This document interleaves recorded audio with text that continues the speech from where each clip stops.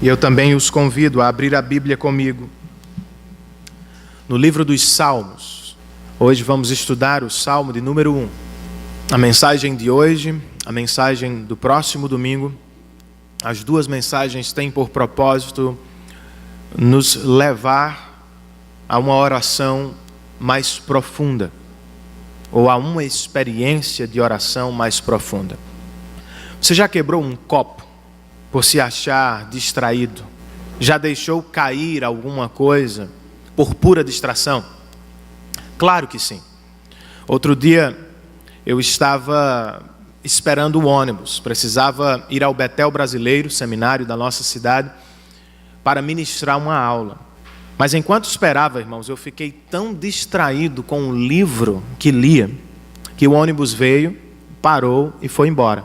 E quando eu me dei conta, eu vi o ônibus pelas costas, dando tchau para mim. Por incrível que pareça, na semana seguinte, eu fiz a mesma coisa.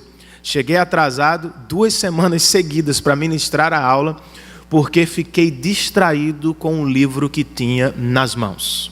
É assim que muitas vezes nos achamos, porque vivemos em um mundo cheio de distração.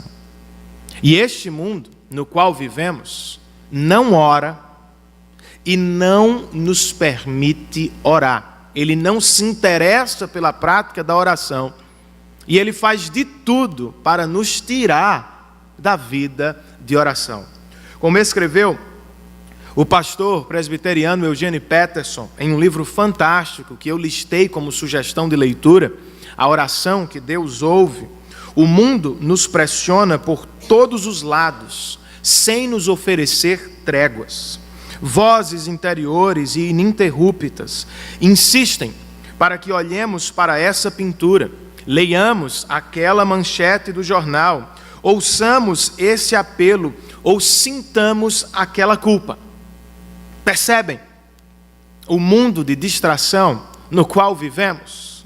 Estamos sempre atarefados, correndo de um lado para o outro, através de muitos afazeres. A nossa lista não tem fim. Reuniões a comparecer, trabalhos a fazer, aulas a ministrar, coisas a comprar. Estamos sempre muito ocupados.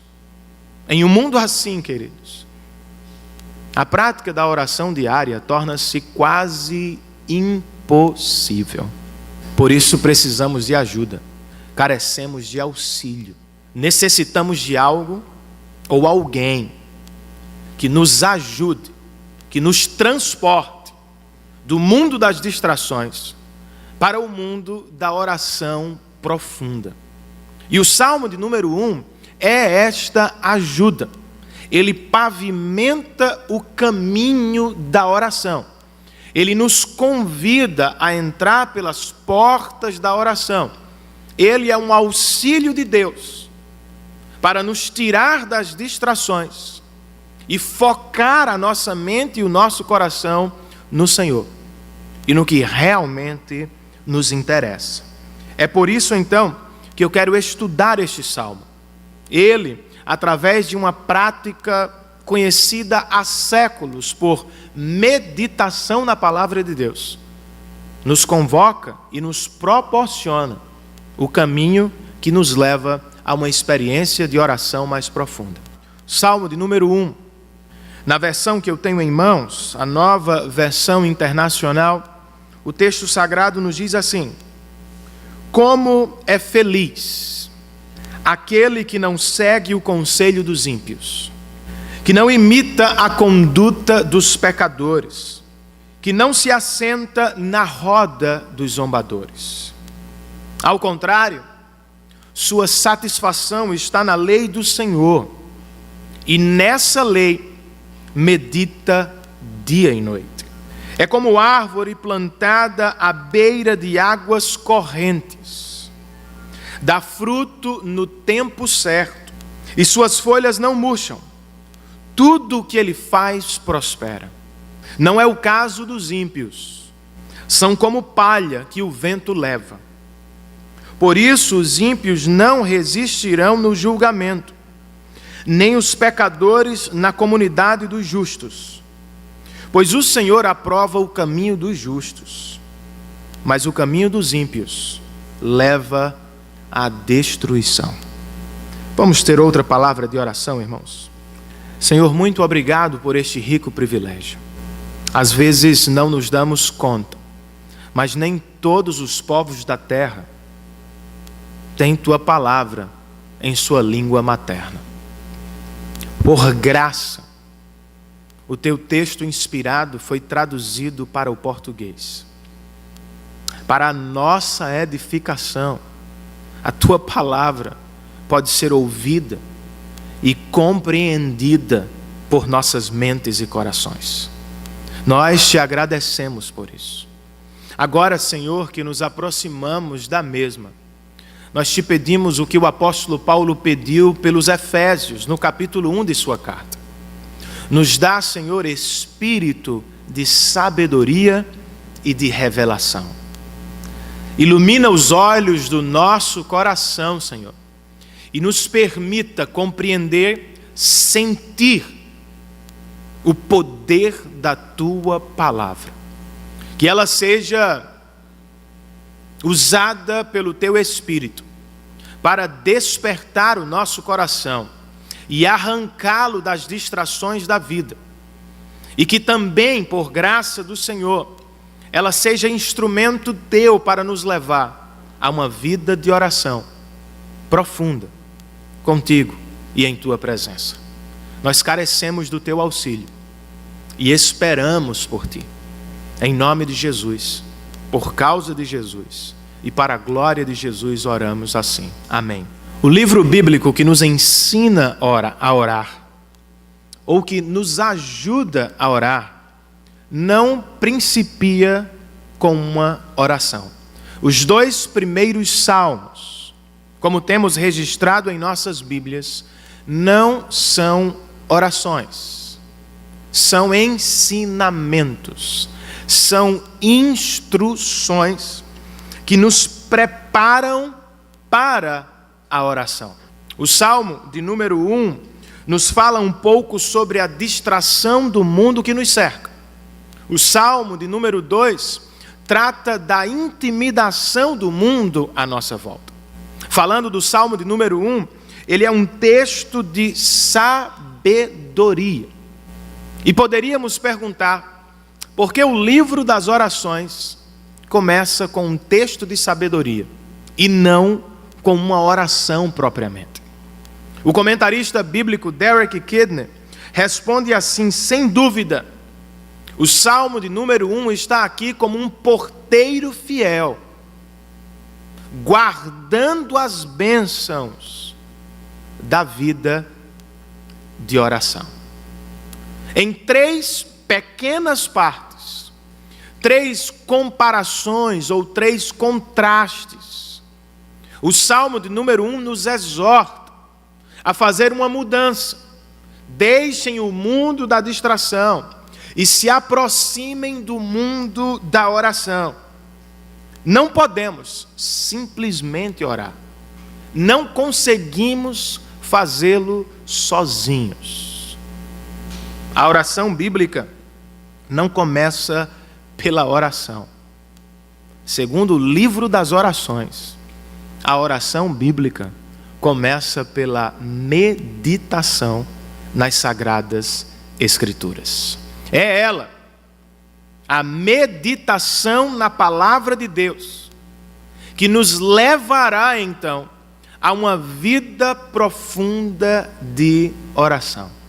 Por isso precisamos perguntar: o que significa meditação cristã? E como é que ela pode nos ajudar a transpor este mundo de distração e a entrar pelas portas do mundo da oração? Como é que a meditação praticamente nos ajuda? Precisamos saber então o que é meditação. Eu listei a partir do nosso Salmo 3 respostas bíblicas, que certamente vão elucidar a meditação, esclarecer a meditação e vão nos convidar à vida de oração.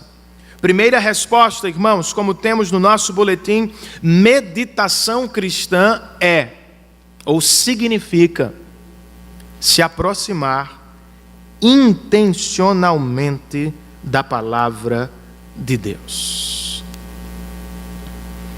O Salmo de número 1 começa com a promessa da felicidade. Feliz é aquele. Eugene Peterson, comentando a bênção da felicidade, explica que no sentido bíblico, ser feliz é ser bem-aventurado, afortunado, abençoado, favorecido com sorte santa. Em palavras simples, significa ter Deus ao nosso lado. Nem todos, porém, desfrutam a bênção da felicidade nos termos bíblicos.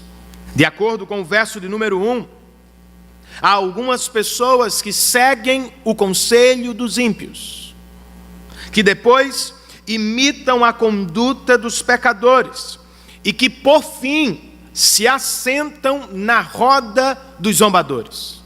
O salmista está nos dizendo que algumas pessoas não desfrutam a bênção da felicidade cristã, porque se acham distraídas com conselhos mundanos, com a imitação da cultura à sua volta, com a habitação na roda daqueles que não levam Deus a sério, que não se preocupam com a oração.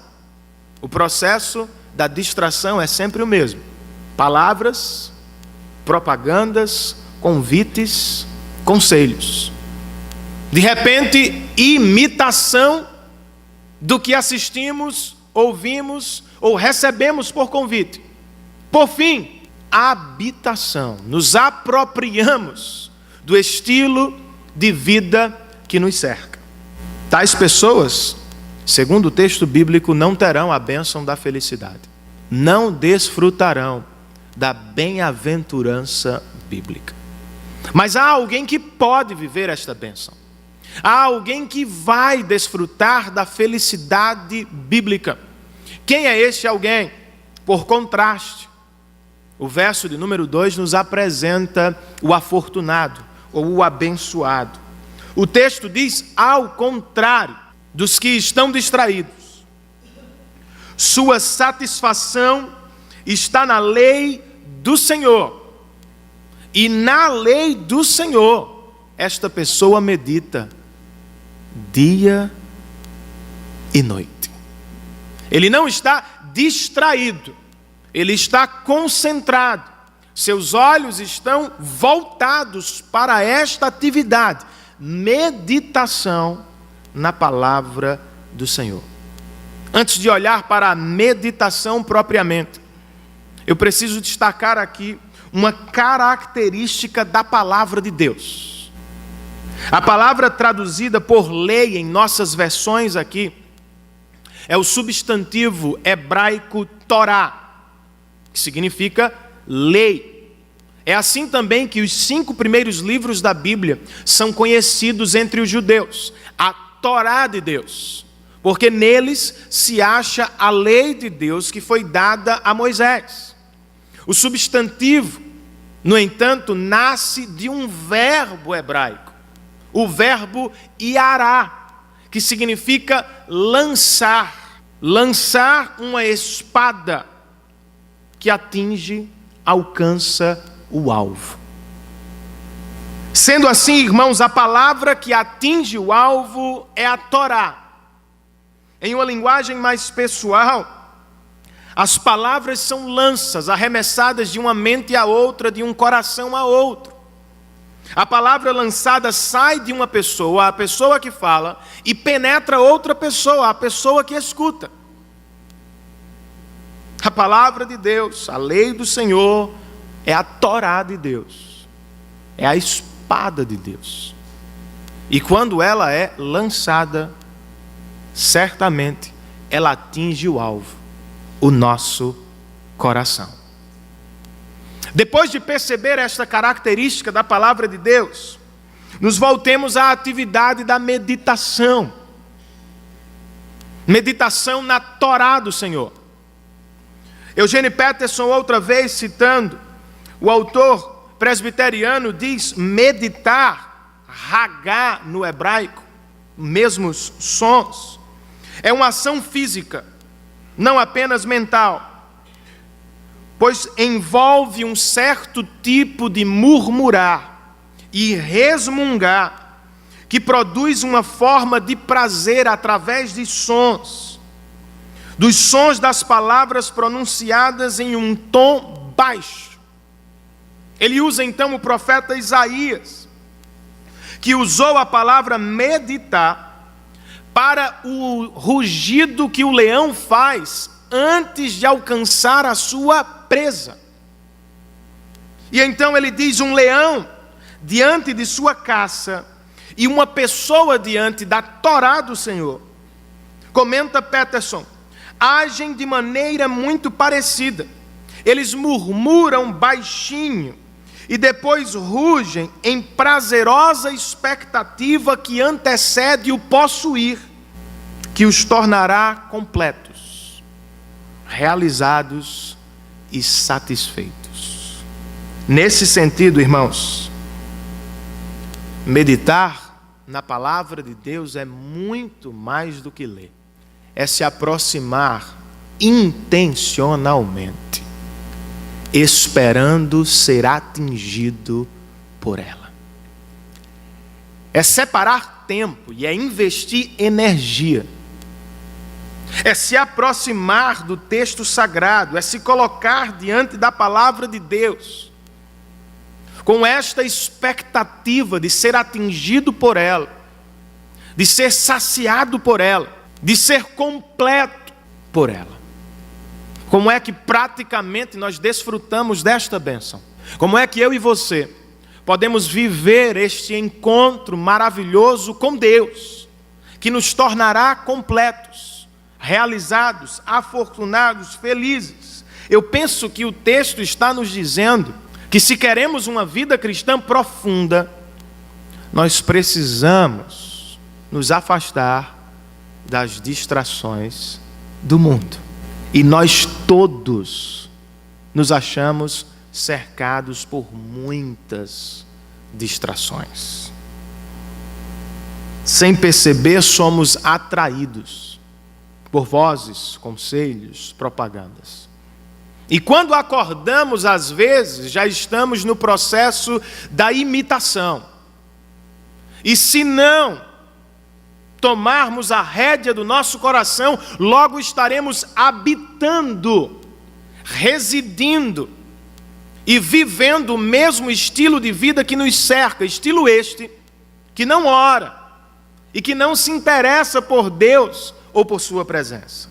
Com este exemplo negativo, o salmista está dizendo claramente: se vocês querem alguma coisa com Deus, se vocês querem viver uma vida de oração profunda, digam não às distrações da vida. A pergunta, portanto, é: quais são as distrações que lhe impedem de viver uma vida profunda com Deus? O que é que diariamente rouba o seu tempo e insiste com o seu coração para deixar Deus para depois? É um programa, é a rede social, é um passatempo, é o trabalho. O que é que praticamente, irmãos, rouba o seu tempo ao amanhecer, que não lhe permite estar com Deus? O que é que ao anoitecer tira os seus olhos da presença de Deus? Você consegue enxergar enquanto eu falo? Imaginar alguma coisa que poderia ser uma distração, ou que certamente é uma distração? Elimine, se afaste. Como vivemos esta bênção da meditação bíblica? Acredito que outro conselho prático do texto é: se vocês querem uma vida cristã profunda, se aproximem das Escrituras regularmente, com santa expectativa. Se aproximem da leitura bíblica, esperando ser atingido por ela, desejando ser saciado nela, orando ao Senhor e pedindo: Deus, me alcança com a tua lança, me torna completo e satisfeito na tua palavra.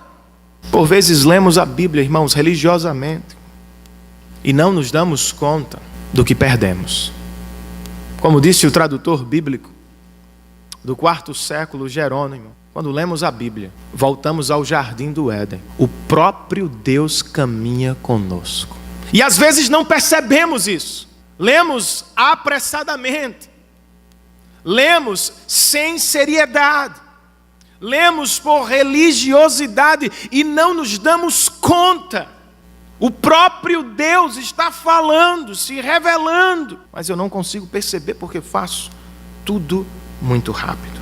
Por um lado, então, devemos nos afastar das distrações. Por outro, devemos nos aproximar da palavra de Deus com esta expectativa. Queremos ser atingidos por ela. Mas o que é que fazemos quando nos aproximamos da palavra? Como é que praticamente nós podemos meditar na palavra de Deus? Quando nos aproximamos da palavra de Deus, irmãos, nós usamos a mente de maneira séria e intencional para ouvir a voz de Deus, para conhecer o ser de Deus, para nos aproximar de Deus. É um processo racional. Na meditação oriental, como chamamos, um mantra nos coloca no centro.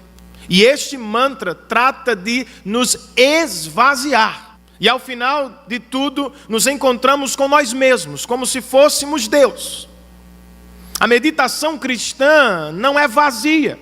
Ela não nos torna o centro e ela não nos deixa em total silêncio. É um processo racional. Através da leitura bíblica, eu conheço o caráter revelado de Deus. Eu escuto a sua voz e eu interajo com Ele. Renan, mas isto parece distante da minha vida. Eu não consigo fazer isso diariamente. Então, para ajudar, algumas dicas. Como é que eu e você podemos meditar nas Escrituras diariamente? Nós podemos ler o texto bíblico devagar, irmãos, fazendo perguntas importantes ao mesmo. Que tipo de perguntas, Renan? O que é que esse texto me revela sobre Deus? Lembrem-se disso, irmãos, a Bíblia não é sobre você. Ela é para você, mas ela é sobre Deus em primeiro lugar. Então ele trata o texto bíblico de revelar Deus. Então a primeira pergunta que preciso fazer ao texto é: o que é que o texto me fala sobre Deus? Sua natureza, seus atributos, suas qualidades, suas virtudes, seu caráter. Outra pergunta que preciso fazer ao texto: o que é que ele fala sobre o homem? Gênero, homem e mulher. Em que condição o homem está? Qual é o real problema da humanidade? Por fim, preciso fazer outra pergunta ao texto: como é que o texto, esteja onde estiver na Bíblia, aponta para a mensagem central da Bíblia, Cristo? Se ficarem determinados textos sem fazer essa conexão, eu vou terminar deprimido. Porque tudo na Bíblia, de Gênesis a Apocalipse, está montado para exaltar Cristo e sua obra na cruz. É como uma pirâmide. O Antigo Testamento inteiro aponta para Cristo, de trás para frente. O Novo Testamento trata de apontar para Cristo a partir do cumprimento da promessa. Então todos os capítulos da Bíblia, de alguma maneira estão contribuindo para a exaltação de Cristo. Como é que praticamente meditamos nas Escrituras? Outra dica, irmãos: nós podemos meditar na Bíblia selecionando palavras ou expressões sobre as quais devemos pensar seriamente. Eu não posso ler 5 capítulos por dia da Bíblia e dizer que meditei em todos eles, não daria tempo. Eu posso dizer que li a Bíblia panoramicamente. Mas meditar na palavra de Deus, tomando, por exemplo, o nosso texto, apenas o verso 2, é destacar uma palavra ou uma expressão por vez. O que é satisfação? Verso 2. Preciso pensar sobre isso. O que é satisfação à luz da minha cultura? O que é satisfação à luz da palavra de Deus? Onde é que o meu coração tem encontrado satisfação? E será que a satisfação que o meu coração encontra é de fato duradoura, realizadora? O texto diz que o feliz é aquele que medita na lei do Senhor e nela encontra sua satisfação. Eu posso meditar na expressão lei do Senhor. Conheço eu a lei do Senhor. Conheço eu realmente a palavra de Deus. Trato a palavra de Deus como deveria. O que significa meditar na lei de Deus dia e noite? Será que eu tenho que passar o dia inteiro lendo as Escrituras e pensando nas Escrituras? Como é que eu faço? Me entendem? Quando eu destaco uma palavra, uma expressão por vez e penso seriamente sobre elas, eu estou meditando. Outra dica é a memorização de textos curtos, um método usado há séculos e conhecido como aprendizado do coração. Porções curtas que podem ser memorizadas por nossa mente e que podem ser acessadas durante o dia, em qualquer hora e qualquer lugar. Ao invés de olhar sempre para as redes sociais, você poderia estar pensando no texto bíblico que leu pela manhã. Enquanto espera a sua vez em uma fila de banco, você poderia estar alimentando a sua alma pensando sobre o que leu. Jonathan Edwards foi um gigante da fé, usado por Deus para o grande despertamento da Nova Inglaterra no século XVIII. Ele não perdia tempo, irmãos. Ele viajava regularmente de sua cidade, Bedford, a Boston, Massachusetts. E enquanto ele cavalgava, ele tinha nos bolsos de sua capa vários números. Os números lembravam a sua mente dos textos bíblicos que estava estudando. Enquanto ele cavalgava, ele puxava um número e dizia: eu vou pensar seriamente sobre este texto. Memorização de textos bíblicos. Outra dica que pode nos ajudar a meditar na palavra de Deus: faça perguntas de aplicação ao texto. Não apenas o que ele significa aqui dentro do seu contexto bíblico, mas o que é que ele significa para você. Quando estudando um texto da Bíblia, você pode procurar por exemplos a imitar e exemplos a rejeitar. Os dois primeiros versos, na verdade, todo o primeiro salmo está aqui em contrastes. De um lado, o salmista diz: sigam este exemplo. Do outro, ele diz: rejeitem este exemplo. Enquanto leem, procurem então por exemplos para imitar, exemplos para rejeitar. Enquanto lê, você pode procurar também por mandamentos para obedecer. Qual é o mandamento de Deus aqui? O que é que Ele quer que eu faça? Você pode perceber ainda as promessas para se apropriar. Qual é a promessa que Deus faz no texto? E como devo me apropriar dela? E você ainda pode perceber os alertas com os quais deve se preocupar. Estes 4 caminhos de aplicação estão aqui no nosso texto. E estarão em quase todos os textos da Bíblia. O fato é, irmãos, que meditação cristã é um processo racional e não transcendental, como pensam os orientais. Eu preciso me afastar das distrações, me aproximar seriamente da palavra e investir tempo e energia para que com a minha mente eu estude e conheça o meu Deus. O que significa então meditação cristã? Segunda resposta. Meditação cristã é ou significa beber profundamente a palavra de Deus. Depois de nos falar sobre quem recebe a bênção da felicidade, aquele que não se distrai com o mundo à sua volta, antes que medita na lei do Senhor dia e noite, o Salmo nos mostra uma ilustração ao que podemos comparar uma pessoa feliz. Com quem se parece uma pessoa que é alvo da Torá de Deus e que nela medita dia e noite. Qual é a ilustração? Uma imagem. Verso de número 3. É como árvore plantada à beira de águas correntes. Dá fruto no tempo certo, e suas folhas não murcham.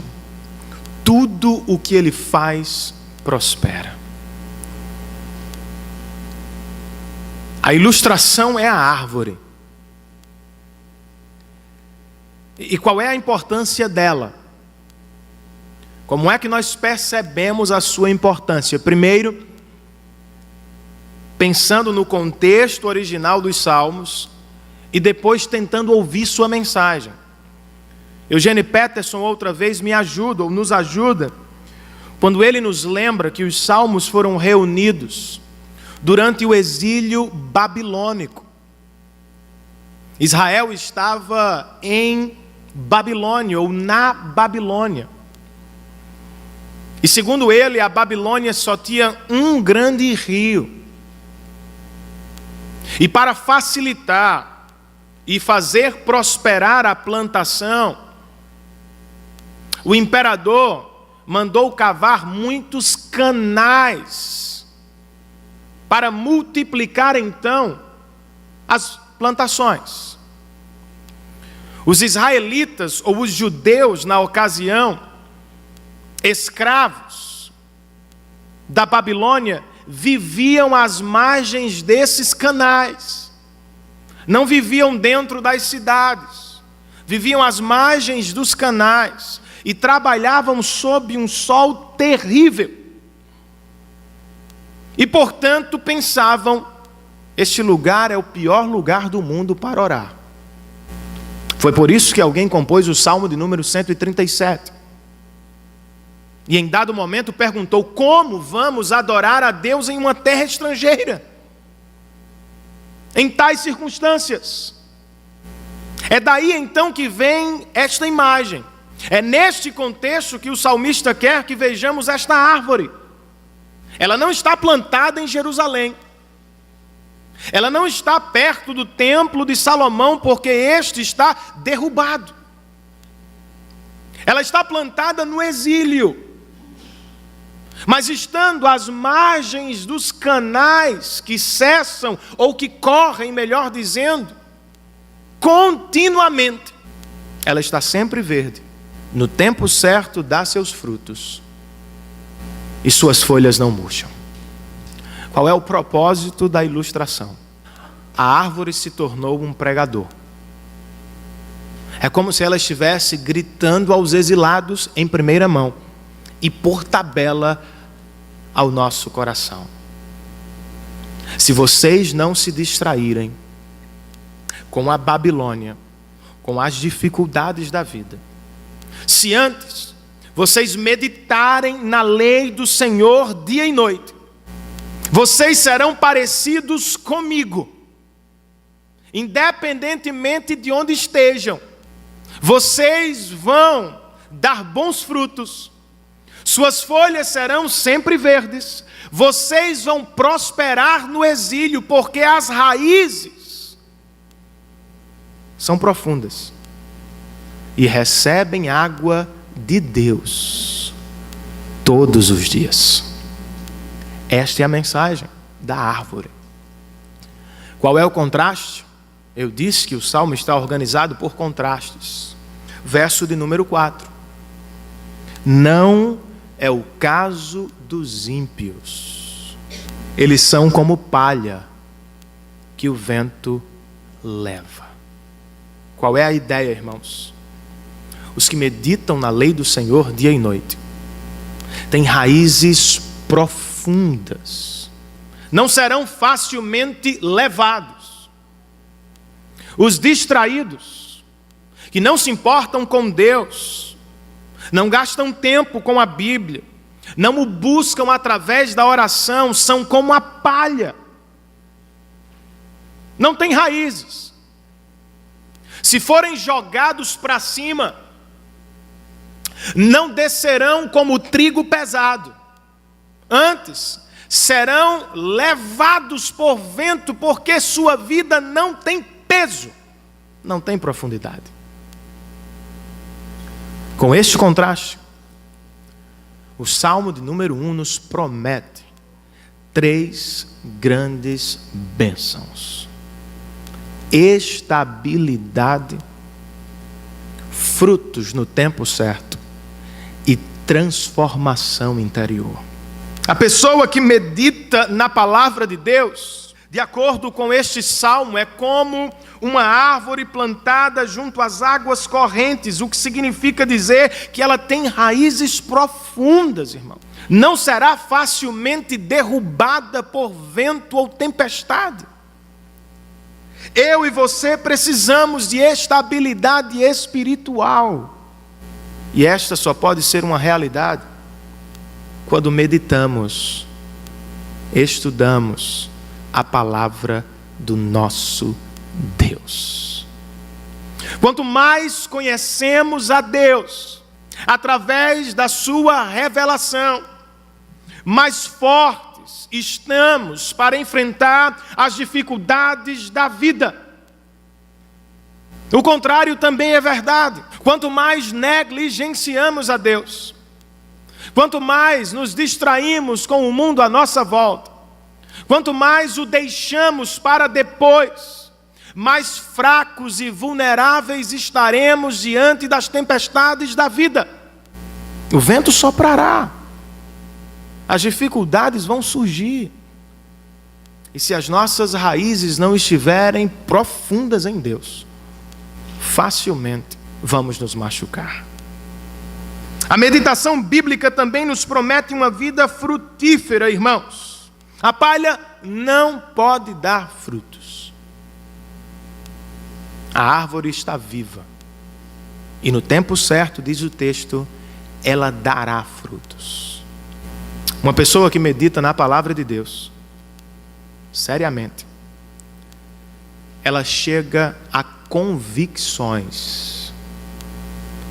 Nós precisamos de convicções, irmãos, sobre Deus, sobre a Bíblia, sobre a fé. E uma pessoa que tem convicções, conhece a Deus, conhece a sua palavra, conhece a sua verdade, pode responder às perguntas difíceis da vida, e no tempo oportuno dá frutos, abençoando outras pessoas. Pessoas como palha, que não meditam na palavra de Deus e que se distraem com o mundo, não podem dar frutos. Nada ou pouco tem para repartir com seus semelhantes.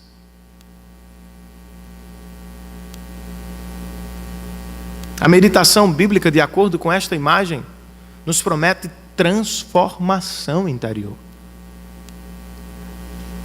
A árvore, ou a meditação cristã, é como a árvore que bebe profundamente das águas que correm sem parar. Meditação cristã é beber profundamente do Evangelho, não é conhecê-lo superficialmente. Você já se perguntou por que você ou outras pessoas à sua volta parecem sempre os mesmos cristãos de sempre? Não crescem, não progridem, não amadurecem. Profundidade, irmãos. O Evangelho fica na superfície, não provoca transformações profundas no nosso interior. Como é que praticamente a transformação acontece através da meditação?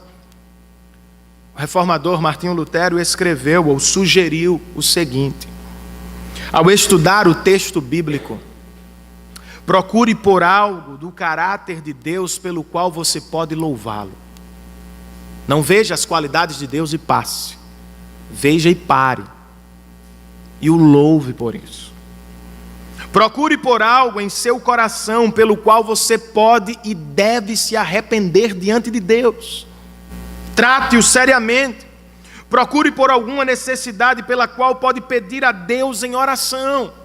Com a sugestão, Lutero quer ligar o nosso coração à Bíblia. Ele quer transportar o nosso coração ao texto. Ele está dizendo: leiam o texto bíblico e procurem Deus. Leiam o texto bíblico e vasculhem o coração de vocês. Não passem correndo. Ao ler o texto bíblico diariamente, nós precisamos nos perguntar por que Deus nos permitiu ler o texto bíblico. Hoje, por que é que Deus está nos permitindo ler esse texto? Em que situação da nossa vida ele se aplica hoje? Será que ele está nos pedindo para deixar algumas coisas, algumas práticas, alguns pecados? Quem sabe ele esteja nos convocando a pegar uma prática ou uma disciplina espiritual. Eu preciso me perguntar, esse texto está falando hoje as minhas situações, como? Quais são elas? E como é que ele fala as minhas situações? Outra maneira de perceber a transformação do nosso coração através da meditação é ligar o texto que eu estou estudando à mensagem central das Escrituras, Cristo Jesus. Nós devemos ler o texto fazendo pontes com Cristo Jesus, ligando, fazendo conexões entre o Salmo 1, por exemplo, e a mensagem central das Escrituras revelada em Cristo e sua obra. Usando o nosso texto como exemplo, o Salmo nos faz uma promessa, irmãos. Ele nos diz que aqueles que meditam na lei do Senhor encontram satisfação. São como uma árvore plantada junto às águas correntes, suas raízes são profundas. A imagem da satisfação e da vida. Como é que eu ligo? Quando Jesus conversou com a mulher samaritana, por exemplo, ele lhe disse, João 4, se você beber do poço de Jacó outra vez, da água humana outra vez, você sempre terá sede e nunca estará saciada. Mas se beber da água que tenho para lhe dar, do Evangelho de Deus, você nunca mais terá sede, porque a minha água é viva, e ela fará o seu coração jorrar água viva para sempre. Capítulo 4, capítulo 7, Jesus está em uma festa judaica chamada Festa dos Tabernáculos. Festa esta que tinha a reprodução dos canais da Babilônia.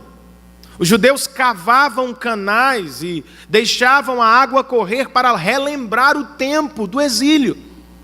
No meio dos canais, Jesus se coloca de pé, segundo João, e diz: vocês estão com sede? Venham a mim e bebam da água viva. Se beberem da água que eu tenho para dar, dentro de vocês se armará uma fonte que vai jorrar eternamente. É a mesma mensagem, irmãos.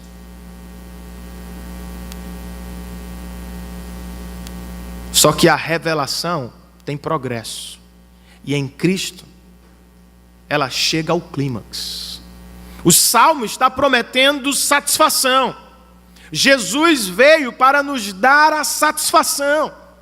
Ao ligar as mensagens, eu preciso sondar e pregar ao meu coração, que diariamente está em busca de satisfação em outras fontes. E se você é igual a Renan, você cansa. Porque as fontes humanas se esgotam e não realizam ou satisfazem plenamente. Eu tenho que ir de uma para outra, todos os dias e todos os dias. Mas se você bebe do Evangelho, a vontade que você tem é de beber todo dia. Porque quanto mais você bebe, quanto mais você escuta, quanto mais você medita, você se sente preenchido por Ele, satisfeito nele. Nós precisamos fazer esse link.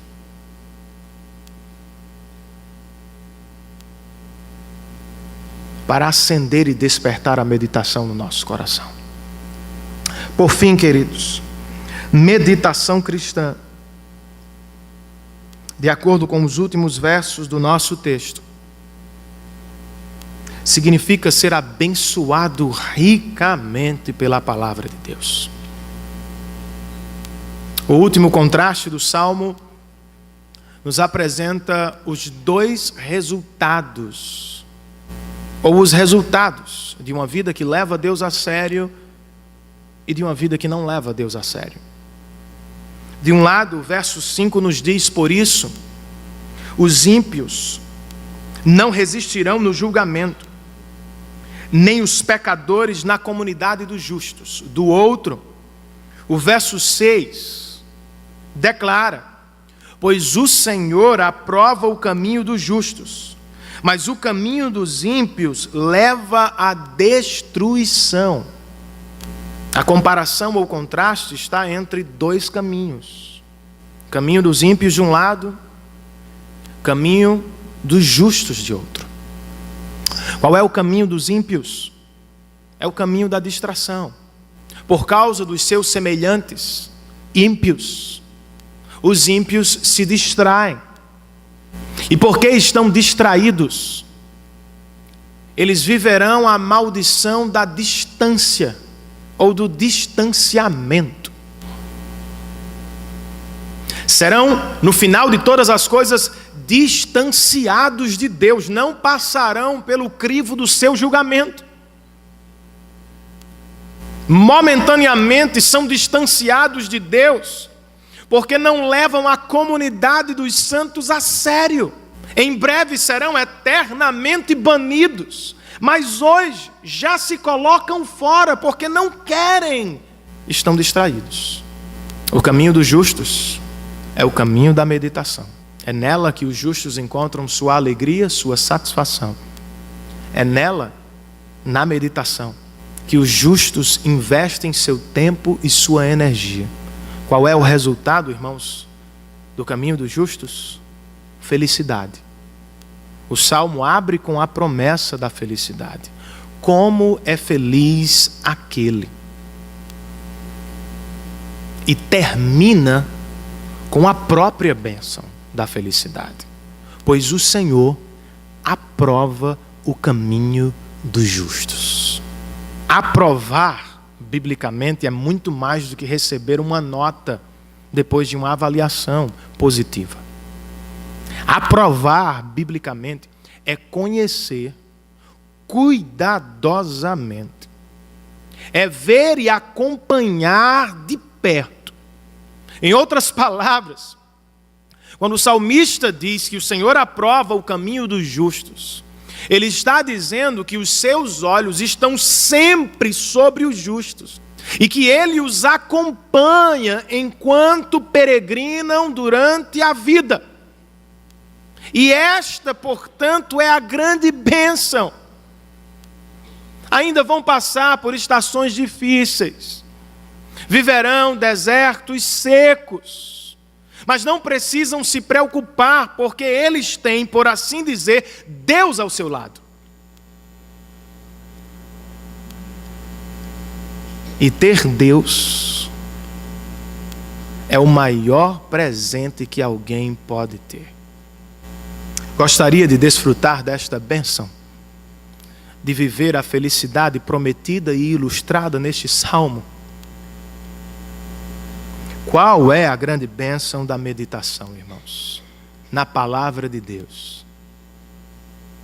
A maior bênção da meditação na palavra de Deus, o maior presente de Deus, através da meditação bíblica, é o próprio Deus. Por vezes confundimos as coisas, invertemos a ordem. Usamos a Deus com as nossas orações, com a nossa leitura, com o nosso culto, pensando em nossos fins. Imaginando com o nosso coração que se tivéssemos aquele objeto, se recebêssemos aquela bênção, se passássemos naquele concurso, estaríamos então e finalmente realizados. Mas eu e você sabemos que não funciona assim. As coisas se tornam obsoletas. E o que nos realizava ontem já não nos realiza hoje. Porque, na verdade, nada nos realiza de maneira profunda e duradoura. É por isso que o pastor John Piper nos lembra, em seu livro Deus é o Evangelho, a melhor notícia de Deus é Deus. E o melhor presente de Deus é Deus. Não existe nada ou ninguém melhor para o seu coração.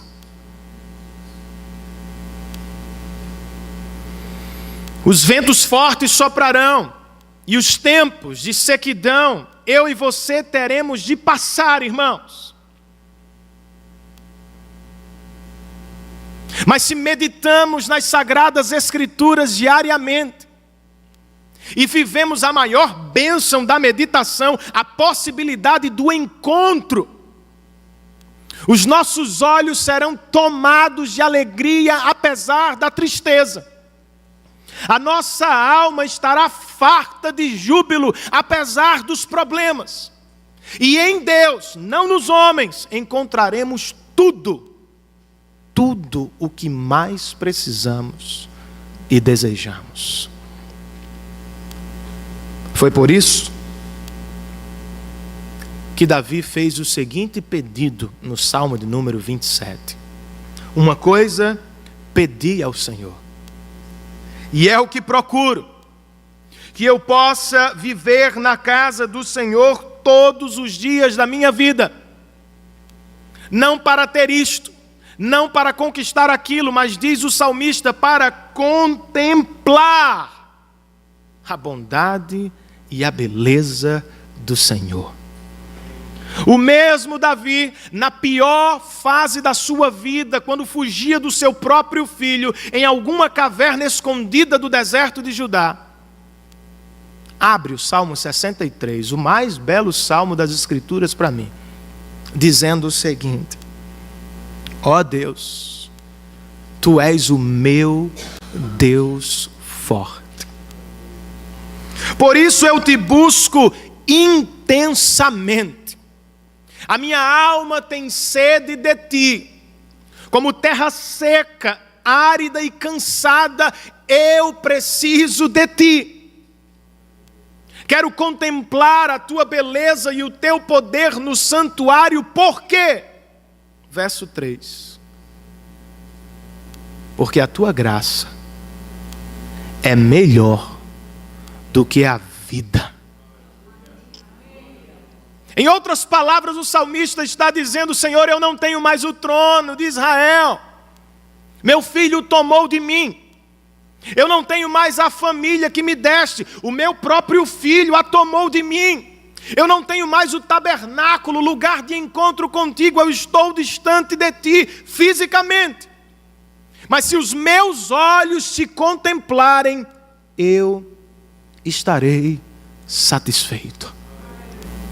Meus irmãos, esta é a maior bênção para aqueles que leem as Escrituras e oram diariamente.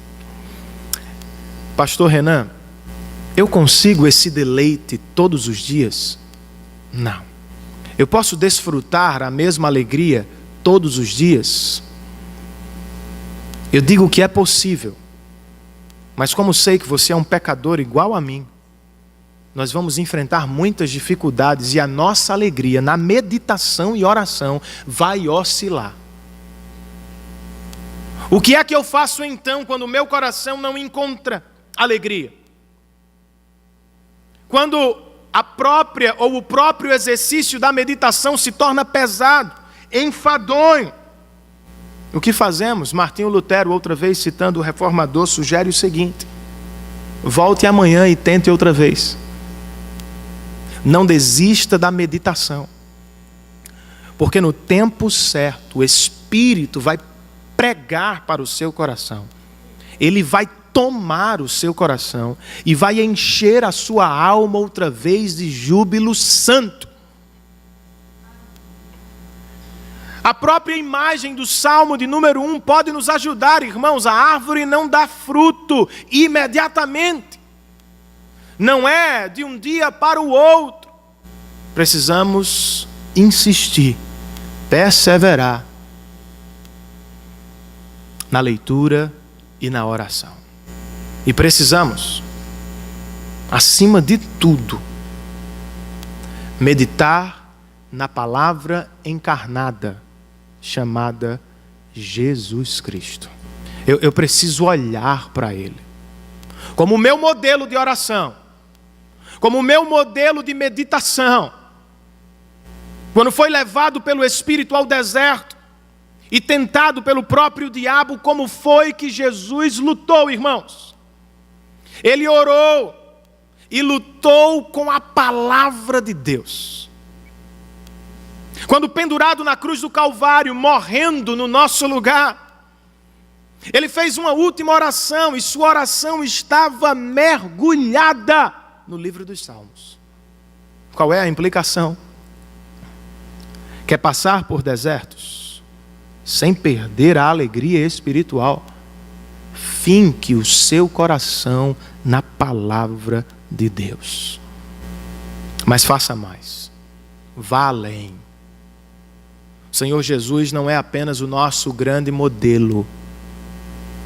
Em última análise, Ele é o nosso grande Salvador. Porque jamais poderemos fazer o que Ele fez ou faz. Não somos salvos por imitá-lo. Somos salvos pelo que Ele fez por nós. Ele nos conquistou milhares de bênçãos.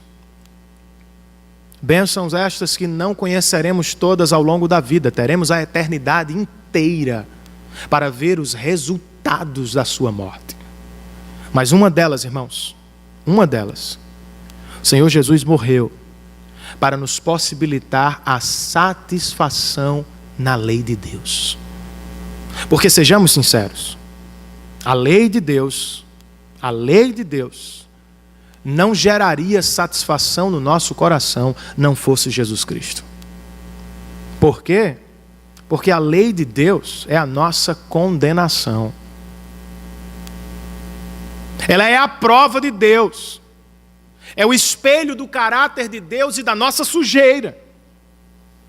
Então, ler a lei de Deus é ficar sabendo que eu não sou adequado. E que em algum momento o juiz de toda a glória vai acertar as contas comigo. Isto não poderia ser ou gerar satisfação. Mas quando Cristo então assume o nosso lugar na cruz do Calvário, recebe a punição por nossos pecados e derrama sua graça sobre nós, uma das conquistas dele foi esta: ele nos possibilitou a satisfação na palavra de Deus. Hoje eu posso olhar para Deus através da Bíblia e não ter medo. Eu posso olhar para a palavra de Deus e desejar obedecê-la, sem me preocupar com conquistar ou não a salvação. Eu não obedeço para conquistar Deus. Eu obedeço porque, a despeito de mim, Cristo me conquistou na cruz do Calvário. Quer despertar o amor pela Bíblia no seu coração? quer reacender a sua paixão pela leitura das Escrituras, medite em Cristo Jesus e no que Ele fez por você na cruz do Calvário. Quanto mais os seus olhos estiverem fitos nele e no que Ele fez por você, mais amor seu coração terá, mais desejos a sua alma terá de conhecê-lo e de conhecer o que Ele fez. Amém, queridos? Certamente você já quebrou um copo por se achar distraído. Possivelmente deixou cair um objeto por pura distração. É assim que nós vivemos, afinal, habitamos um mundo cheio de distrações. E elas tocam, afetam tudo. A maneira como lidamos com os filhos, o tempo que gastamos com o nosso cônjuge, às vezes, a maneira como desempenhamos o nosso trabalho e até a maneira como lidamos com Deus.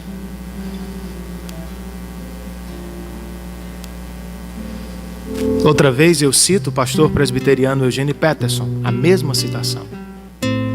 O mundo nos pressiona por todos os lados, sem nos oferecer tréguas. Vozes interiores e ininterruptas insistem para que olhemos para essa pintura, leiamos aquela manchete, ouçamos esse apelo ou sintamos aquela culpa. É quase impossível viver a prática da oração quando habitamos um mundo que não ora. Não somos estimulados por quase nada. É por isso, irmãos, que precisamos de auxílio, de socorro. E o Salmo 1, através desta prática milenar de meditação nas Escrituras, é uma santa convocação. Querem se mudar do mundo da distração para o mundo da oração? Venham para a Bíblia e meditem no caráter santo de Deus. O Salmo de número 1 termina muito parecido como o final do Sermão da Montanha de Jesus Cristo. Na verdade, ele é todo feito em contrastes. E a última parte do sermão de Jesus é um contraste. Se lembram do texto? 2 homens construíram 2 casas. Uma foi levantada sobre a areia, a outra foi erigida sobre uma rocha. Os mesmos ventos sopraram, só uma delas caiu. A que foi construída sobre a areia. A casa que foi levantada sobre a rocha permaneceu. Qual é a mensagem do Salmo de número 1? Qual é a mensagem de Jesus com a conclusão do seu sermão? É a mesma. Imitem este, rejeitem aquele. Se aproximem da palavra de Deus e construam suas vidas sobre ela. Se aproximem das águas que correm da palavra de Deus e tenham nela suas raízes profundas e fortes. Em qualquer tempo e através de todas as estações da vida. Se focarmos na palavra e no Deus que se revela na palavra, nós viveremos uma meditação e seremos levados a uma oração profunda, irmãos. Nós vamos ouvir uma canção e enquanto isso você vai ter o tempo para orar, para se arrepender, para clamar a Deus por uma vida mais profunda.